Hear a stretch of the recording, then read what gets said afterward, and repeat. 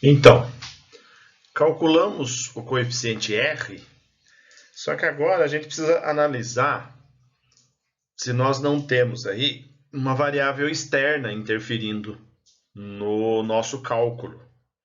Porque, olha só esse exemplo aí do gasto com propaganda, né? Você calculou aí o R, você achou que realmente, se a gente investir em propaganda, a gente vai vender mais. Só que daí você fez os cálculos, mas você não considerou algumas particularidades. Por exemplo, é sabido que no Natal, no Dia das Mães, no Dia dos Namorados, no Dia das Crianças, vende-se mais. Então, por exemplo, se você fez uma análise nesse período aí, às vezes o resultado que você obteve, né, que teve mais vendas, não foi por causa da propaganda, do investimento na propaganda, foi por conta da sazonalidade da época. Ou ainda, você mediu lá, vendeu mais, mas só que daí você não percebeu que também foi colocado mais um funcionário, mais um vendedor na loja. Se você colocou mais um vendedor na loja, automaticamente vai vender mais. Então, a gente precisa ver certinho a relação de causa e efeito. Investiu em propaganda, vendeu mais. Beleza. Mas e quando você tem o efeito de uma variável externa? Como que a gente faz daí? Estatisticamente, como que dá para a gente prever o efeito dessa variável externa aí, né? É o que a gente vai ver nos próximos slides. Será que as horas de treinamento realmente diminuíram os acidentes? Né? Se a gente faz um cálculo, a gente acha que tem uma correlação linear entre essas duas variáveis, será que aumentando as horas de treinamento diminui os acidentes? Porque às vezes pode ser o efeito de uma variável externa apenas. Por exemplo, a empresa investiu em EPI, equipamento de proteção individual. Ou ainda, por isso que reduziu os acidentes. Ou ainda, a empresa comprou um equipamento que é muito mais seguro, tem proteção lateral, tudo mais, então não teve acidente mais naquela empresa, por conta da compra de um equipamento. Ou ainda, a diminuição das horas de trabalho. O funcionário trabalhava 8 horas direto, cansava, por isso que ele sofria acidente. O patrão reduziu para 4 horas só por dia, por exemplo. Daí ele trabalhou legal, não cansou, não teve mais acidente. Então veja, tem várias variáveis externas que podem estar interferindo no resultado, né? O exemplo C, um pesquisador concluiu que na região da Amazônia há uma correlação entre o número de macacos, das espécies de macacos, com o número de carros. Meu Deus, não tem nada a ver isso aí. Nada.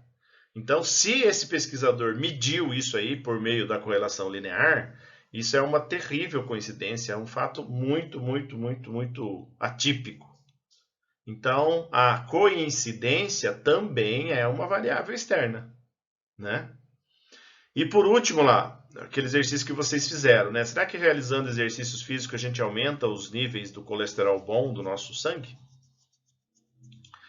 Então, vocês calcularam lá, deu 0,80. Mas e se o paciente está usando medicamento? Isso se o colesterol dele ficou bom, não por causa dos exercícios físicos que ele está fazendo, mas por conta dos medicamentos que ele utilizou. E se o colesterol bom dele não foi por causa dos exercícios físicos, e se for por causa da reeducação alimentar que esse paciente fez? Então, tá vendo? Às vezes você mede a correlação entre duas variáveis, mas uma variável externa pode estar modificando o resultado. Estatisticamente, como é que a gente faz para descobrir isso? Como que a gente faz para prever essa possível interferência aí de uma variável externa? É o que a gente vai ver no próximo slide.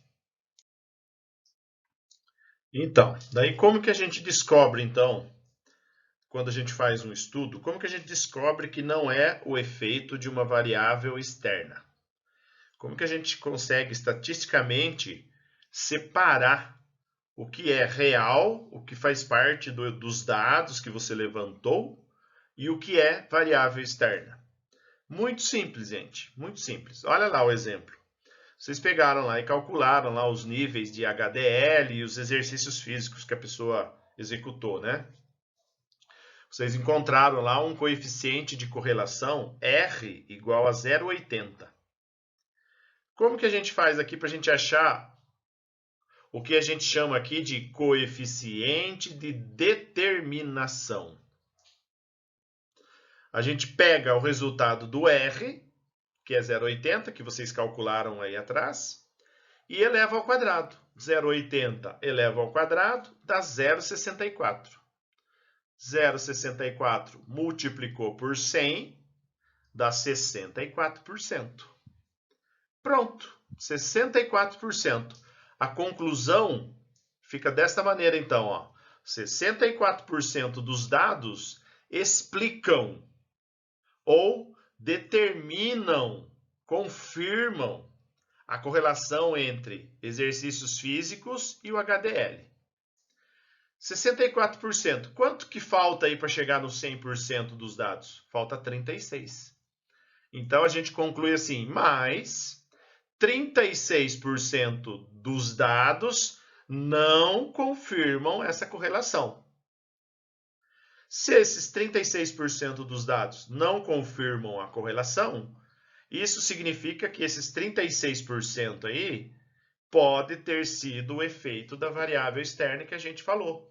Alimentação, medicamento, qualquer outra coisa lá. Né? Então, você pega o valor do R, eleva ao quadrado, multiplica por 100 e você calcula a porcentagem. Essa porcentagem é a quantidade dos dados que explicam a correlação entre as duas variáveis.